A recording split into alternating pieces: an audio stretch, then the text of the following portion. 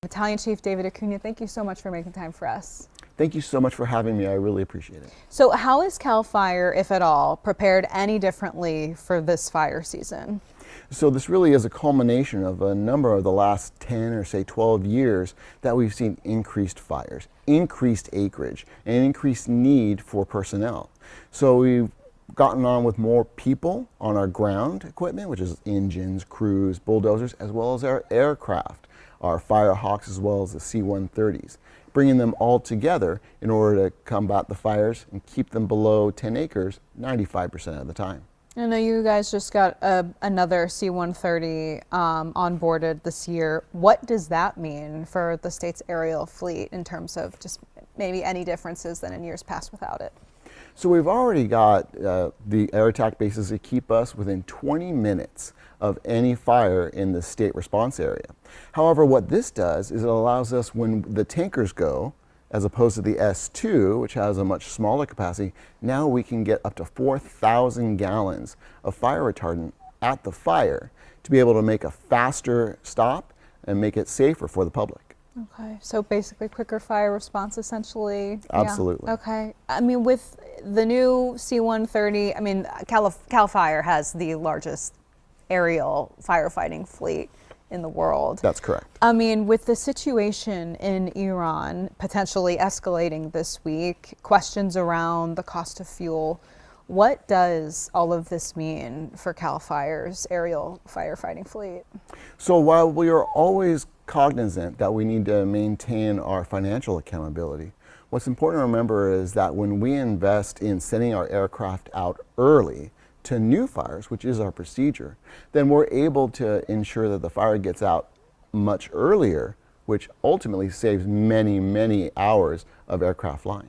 Sure, but I mean just the questions around jet fuel right now. There are airlines that are canceling flights nationwide, or at least limiting them because of a possible shortage, the price increases. Just, I mean, are these conversations that CAL FIRE is having? Absolutely.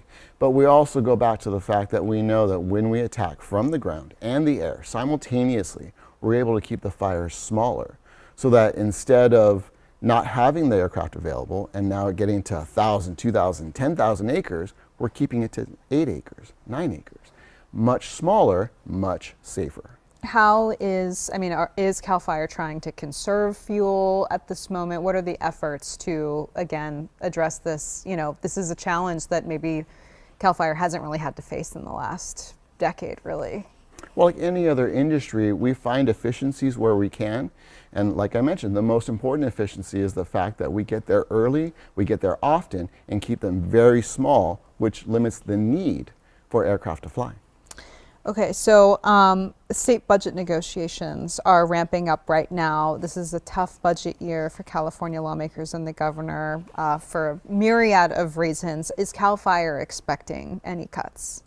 So those are negotiations that are well above my level. But what is important to remember is that as we look at the need for fire response, so which means firefighters, for mechanics, for the various folks that get involved with our firefighting abilities, we make sure that we are requesting the folks that we need to be able to have an efficient and effective aggressive fire response. Okay, are there any specific needs that CAL FIRE is eyeing this year that you all may be asking for from the state legislature and governor? So we're in the process of increasing our staffing to meet the needs of our health and wellness 66-hour work week. But we're also making sure that we are staffing all 356 of our fire engines 365 days a year. What does that look like? Like, what are those numbers in terms of staffing? Sure. So in the current budget year, we have just over 13,000 employees, and we could potentially next year have up to 14,000 employees. All right. Battalion Chief David Acuna, we really appreciate your time. Thank you. you Thank you so much.